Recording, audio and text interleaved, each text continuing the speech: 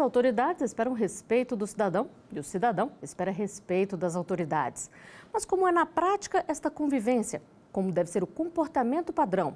Quando uma pessoa desrespeita uma autoridade, pode ser acusada de desacato. E quando a situação é inversa, o que caracteriza um abuso na forma de agir? Este é o tema do artigo 5º de hoje. A Constituição Federal garante a inviolabilidade do sigilo de dados e das comunicações telefônicas, salvo por ordem judicial, de acordo com a lei. E também assegura a todos, independentemente do pagamento de taxas, o direito de petição aos poderes públicos contra a ilegalidade ou abuso de poder. E sobre este tema, eu converso com a advogada Carolina Abreu, que é professora de Direito Penal, e com o advogado Márcio Camarosano, que é professor e presidente da Comissão de Direito Administrativo do Conselho Federal da OAB. Obrigada por aceitarem o nosso convite. Doutora Carolina, eu queria começar pelo básico. O que caracteriza um abuso de autoridade? Então, Flávia, doutor Márcio, nós temos em matéria penal a tipificação do crime de abuso de autoridade em lei específica, a Lei 4898 de 65, que de forma ampla e, de certo modo, até genérica, né, criminaliza a conduta da autoridade pública que, de alguma forma, atente ou viole aquele plexo de garantias individuais do artigo 5º. Então, atentados à liberdade de locomoção, ao direito de reunião, ao direito de voto, de expressar o pensamento, a crença religiosa. Então, de modo geral, atentados por parte de autoridades públicas a esse plexo de direitos podem caracterizar o crime de abuso de autoridade. Doutor Márcio, se fala muito também em abuso de poder. Qual é a diferença entre esses dois? Quando se fala em abuso de autoridade, normalmente se está fazendo referência, como disse a professora, a comportamentos tipificados em lei como sendo crime. Mas isso tudo pode ser compreendido numa expressão mais ampla, chamada OUT, que é a expressão abuso de poder. O abuso de poder é mais utilizado em campo do direito administrativo, o excesso de poder e o desvio de finalidade. Digamos que o abuso de poder é uma expressão ampla que compreende várias espécies, dentre elas o abuso de autoridade, que constitui crime assim definido na lei penal. E imagine a situação. Você está indo para o trabalho e presencia uma comoção pública causada pela detenção de uma pedinte com o bebê no colo. O repórter da BBC News Brasil, Leandro Machado, fotografou a cena. O que mais chama a atenção é que, na sequência, ele foi obrigado a entregar o celular e a senha para a polícia e teve que comparecer à delegacia. Nós vamos assistir agora ao depoimento que ele gravou para o artigo 5º. Pode mostrar aqui. Quando a Mônica foi levada para a viatura, que ela estava sendo presa, eu comecei a retirar algumas fotos da cena. O policial militar puxou meu braço e não deixou eu gravar. Mostrei o meu crachá, me identifiquei como repórter da BBC. Os policiais me revistaram, pediram os meus documentos, pediram meu celular. Eu neguei inicialmente, mas depois entreguei o celular. Um dos policiais pediu para que eu desbloqueasse o celular, porque, segundo ele queria ver se o celular era roubado. Eu me recusei inicialmente, disse que isso estaria violando a minha privacidade, mas aí os policiais começaram a me ameaçar de prisão por desobediência caso eu não desbloqueasse o celular. Chegando na delegacia, sempre cercado ali por vários policiais, fui chamado à sala da delegada. A delegada, ainda com meu celular, disse que eu poderia ser preso por falso testemunho, viu as fotos que eu enviei, ouviu áudios. Ela disse que estava procurando provas do crime que havia sido cometido, né? Tive que prestar depoimento. A Mônica, que era a moça com o bebê, foi acusada de desacato e ela também teria agredido o segurança do supermercado, que acabou não sendo provado, porque até o segurança não quis fazer exame de corpo de delito. Basicamente foi isso que aconteceu quando eu tentei registrar uma ocorrência policial, que é meu direito como repórter e também como cidadão. Bom, o repórter nos contou que ele procurou a ouvidoria tanto da Polícia Militar quanto da Polícia Civil, que o caso está sendo apurado. Mas eu queria saber como que vocês analisam esse tipo de conduta da polícia, que não só pediu a identificação, também o celular e a senha. Doutora Carolina. É sempre muito importante que o policial respeite não só os direitos e garantias individuais da pessoa que está sendo abordada, como tenha como justificar essa abordagem. Ninguém pode ser alvo de uma abordagem sem, segundo a lei processual penal, uma fundada suspeita de que esteja na posse de algum instrumento, artefato proibido ou em flagrante delito, né? E a abordagem ao profissional que registra uma abordagem policial em curso, ela, em princípio, não se justifica, porque não há nada que impeça que o trabalho da polícia seja fiscalizado e esse tipo de registro é uma forma de controle da atividade policial, que é uma atividade estatal que se submete a um controle de legalidade. É um abuso de autoridade? Olha, a apreensão de um objeto, né, que não tem relação com o flagrante, que não tem relação com algo que seja ilícito, pode sim caracterizar um abuso e não só a apreensão, mas a própria verificação do conteúdo daquilo que consta no celular, né? Então, nós temos inclusive precedentes do Superior Tribunal de Justiça que reconhece que a autoridade policial, seja militar, seja civil, não pode acessar o conteúdo daquele aparelho celular que foi apreendido no curso de uma diligência. E como é que o senhor analisa, doutor Márcio? Bom, eu concordo integralmente com a professora Carolina. Para mim é um evidente abuso de poder que pode sim caracterizar o crime de abuso de autoridade. É sempre bom recordar o que diz um dos incisos do artigo 5º da Constituição da República. Ninguém será obrigado a fazer ou deixar de fazer alguma coisa, senão em virtude de lei. No caso relatado, se os fatos se passaram exatamente como apontados pelo jornalista, para mim está caracterizado um abuso de poder que interfere com relação ao livre exercício da profissão, especialmente em se tratando de um evento que ocorreu em público. E é também uma invasão de privacidade, pegar o celular, olhar os áudios, as mensagens, as fotos? Eu considero que sim. E para mim aí nós temos responsabilidade administrativa, civil e provavelmente penal também, como disse a professora. E este é um tema que gera muita curiosidade. A nossa produção recebeu alguns vídeos com perguntas a serem respondidas pelos nossos convidados. Vamos conferir o primeiro deles. Meu nome é Lucas de Limeira. Minha dúvida é, qual deve ser a reação da autoridade ao perceber que tem uma pessoa filmando uma abordagem policial? Doutor Camarosano, o que a autoridade pode fazer nesses casos? Honestamente, eu acho que a autoridade não pode fazer absolutamente nada. Se trata do registro de um fato que está ocorrendo na via pública e o que tem que haver é um cuidado de quem registra de eventualmente não divulgar e de maneira desabrida, inclusive aquilo que possa conduzir à identificação da pessoa que está sendo abordada. Porque ela pode estar numa situação de estar cometendo alguma infração penal ou não. E, portanto, tem que haver a preservação da identidade de quem está sendo abordado. Se possível, até com algum equipamento que não permita ver as feições da pessoa. Mas, por parte da autoridade, eu acho isso completamente descabido.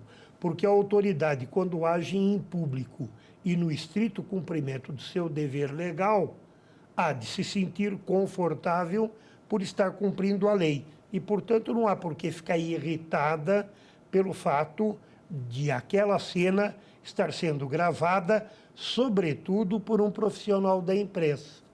Em algum caso, doutora Carolina, a autoridade pode impedir uma filmagem?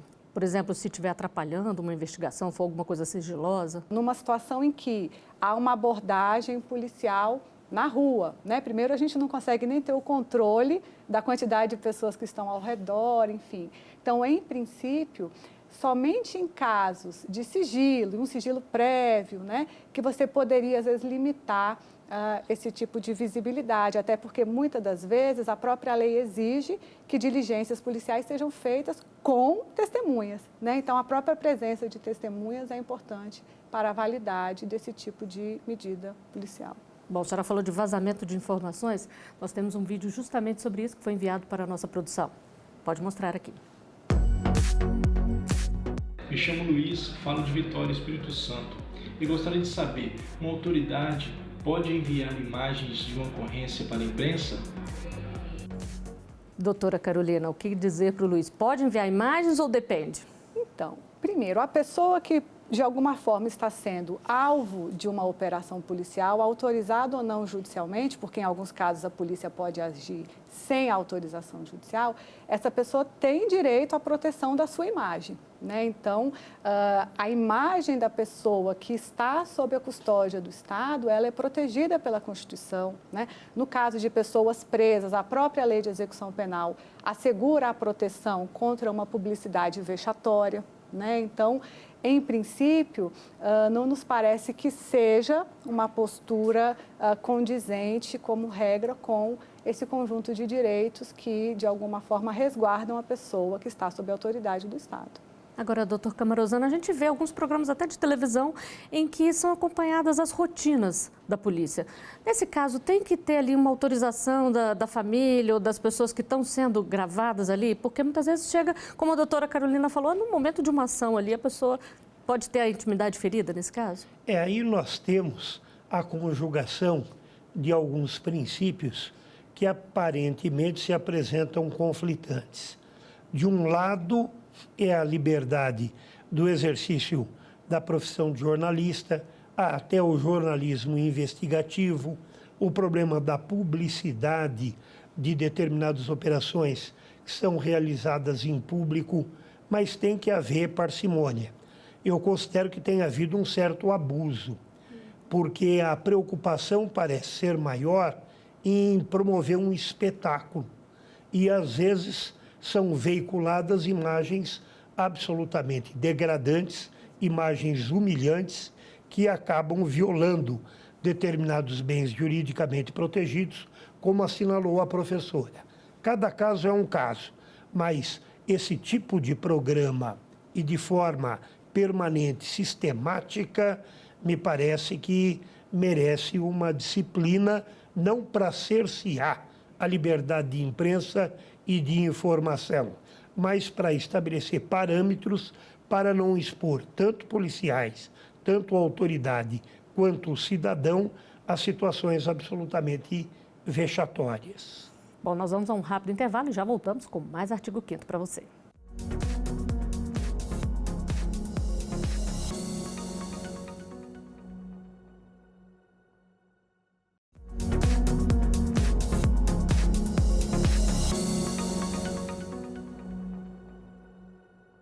O Artigo 5º está de volta. No programa de hoje, a gente fala sobre abuso de autoridade.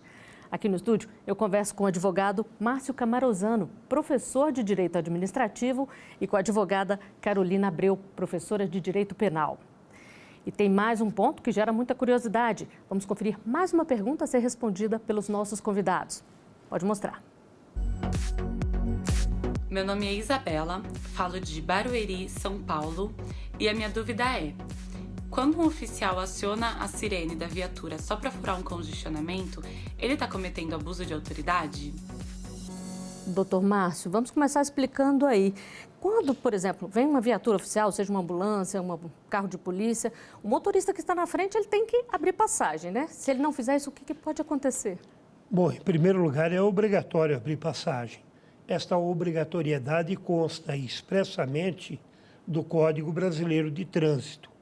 Se não se esforçar por ceder passagem a bombeiro, a polícia, a ambulância, que estejam devidamente sinalizados como veículos para esta finalidade, com sirene ligada e tudo mais, cometem infração de trânsito gravíssima. Estão sujeitos, inclusive, à pena de multa. O que ocorre é que, às vezes, pode acontecer de, por comodidade ou por comodismo, quem esteja conduzindo uma viatura oficial simula uma situação de emergência só para ficar livre do trânsito. Não é fácil caracterizar isto, porque às vezes, mesmo que não exista uma situação de urgência, não convém veículos utilizados em socorro ficarem presos no trânsito, porque a qualquer momento podem ser acionados. Se estiverem presos no trânsito, vai demandar um tempo maior para atender a ocorrência. Então é preciso muito critério, muita parcimônia. Mas quando, para além de qualquer margem de dúvida razoável, o condutor de um veículo oficial abusa do direito e até do dever de acionar sinal sonoro ou luminoso para se livrar logo do trânsito, para atender uma ocorrência, mas ele o faz apenas por comodismo, está caracterizada uma situação que é ofensiva à ordem jurídica e, portanto, ensejadora da aplicação das sanções legais. E pode ser considerado um abuso de autoridade também, doutora Carolina? Não é para tanto? Sob a ótica penal, não creio que isso seja possível, né? Mas como o doutor Márcio falou e bem chamou a atenção, isso não deixa de caracterizar um desvio ou um uso irregular de uma autoridade ou de uma prerrogativa que aquela pessoa tem em razão do cargo que ocupa. Então, isso pode ter alguma implicação no caso de ficar comprovada toda essa situação no âmbito administrativo, mas no âmbito penal, verdadeiramente, isso não vai gerar nenhum tipo de responsabilização. E vamos ao último vídeo enviado para a nossa produção. Pode mostrar aqui. Olá, meu nome é Letícia Sombra, sou de Russo, Ceará, e gostaria de saber o que é que diz a lei sobre o procedimento padrão para a realização de revista. Doutora Carolina, quando a gente passa na rua e vê uma pessoa ali sendo revistada, muitas vezes com a mão no capô de um carro da polícia, com as pernas afastadas, a gente já pensa logo que é uma situação, que pode ser um bandido, por exemplo. Como é que devem ser essas revistas? O que deve ser pensado pela polícia antes de fazer?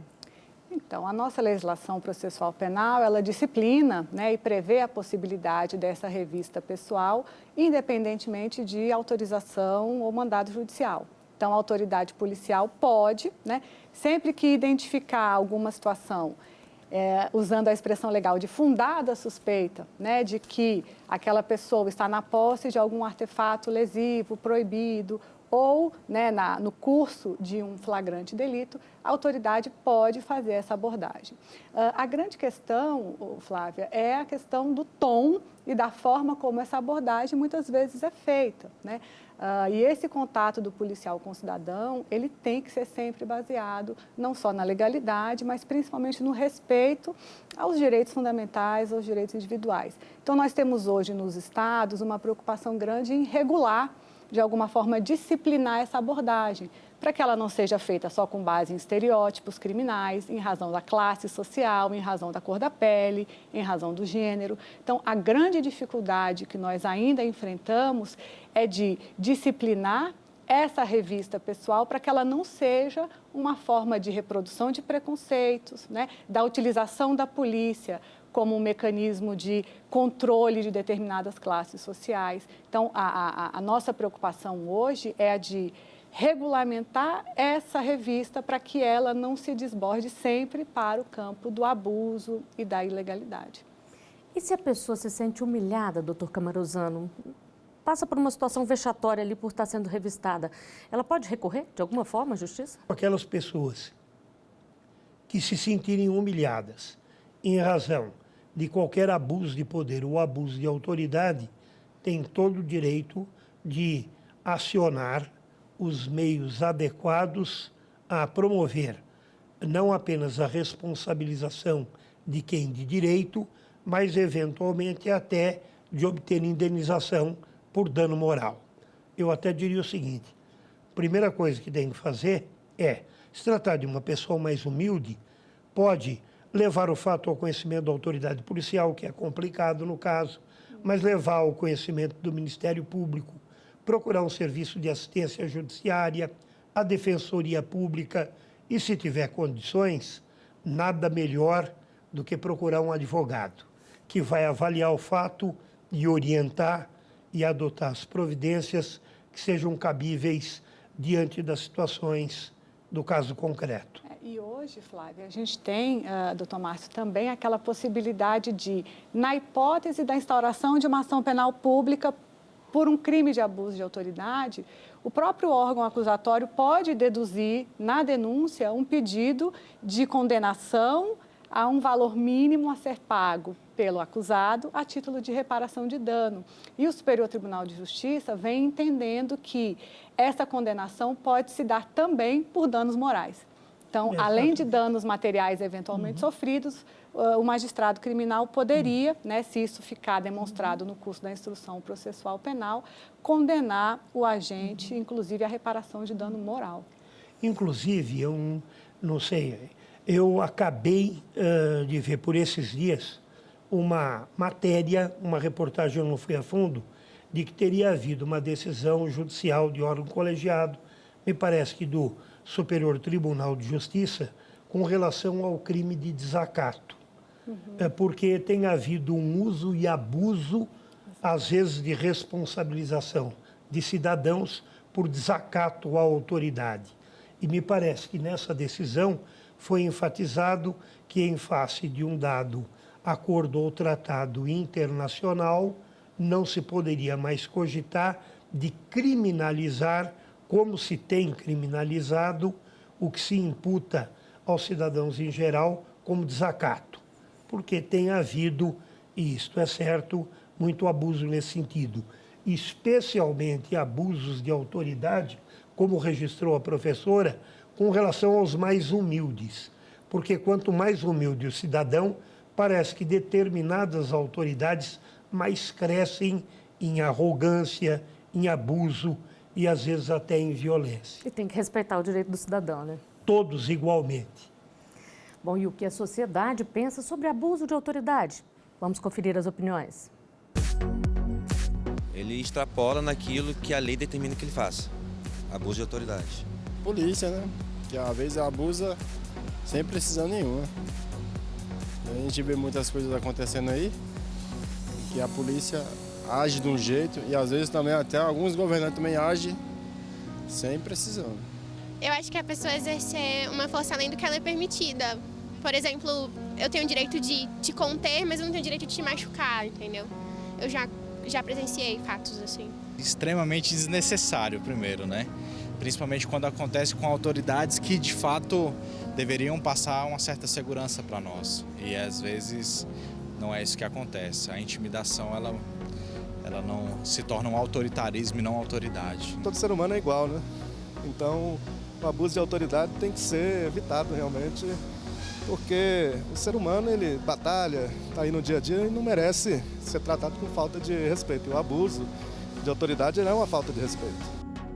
É isso mesmo? O abuso de autoridade é uma falta de respeito, doutor Camaruzano? Eu diria mais do que uma falta de respeito, é uma ofensa à ordem jurídica. Especialmente em direito administrativo, também constitucional, a gente trata muito do denominado princípio da razoabilidade. Então, as medidas de autoridade devem ser aquelas estritamente necessárias, adequadas e proporcionais a resguardar bens jurídicos que a ordem jurídica protege. E, portanto, todo e qualquer abuso, mais do que desrespeito ou comportamento censurável, é comportamento ofensivo à ordem jurídica e os cidadãos temos que saber exercitar os nossos direitos. Pois é, doutora Carolina, as pessoas relacionam muito à polícia, mas quais são as autoridades que podem ser responsabilizadas por esse tipo de conduta, por esse tipo de abuso? Então, a própria lei de abuso de autoridade define o conceito de autoridade como sendo daquele servidor que ocupa um cargo ou exerce uma função, né? Então, o conceito de autoridade, de certa forma, se confunde com o próprio conceito de funcionário público para efeitos de aplicação da lei penal. Então, juízes, promotores, enfim, todos aqueles que de alguma forma exercem um cargo ou função pública podem estar sujeitos, no caso de abuso, a essa responsabilização. Temos hoje uma discussão no Poder Legislativo sobre um projeto que tem nos levado a uma série de discussões e polêmicas sobre uma nova modalidade ou novas formas de abuso de autoridade, enfim. Então, a polícia, ela acaba ficando, né, mais visível porque ela que tem esse contato mais frequente e diário com o cidadão. Bom, nós teríamos muito mais a discutir aqui, mas infelizmente o nosso tempo chegou ao final. O artigo 5º de hoje fica por aqui. Doutora Carolina, doutor Camaruzano, agradeço muito a presença de vocês aqui conosco. Obrigada. Eu que agradeço. Foi um prazer. E eu agradeço também a você que nos acompanhou até aqui. Se quiser sugerir um tema, é só enviar para o e-mail que aparece na tela. Você também pode rever os nossos programas no site da TV Justiça ou acompanhar o nosso canal no YouTube. Até o próximo artigo 5º. Tchau.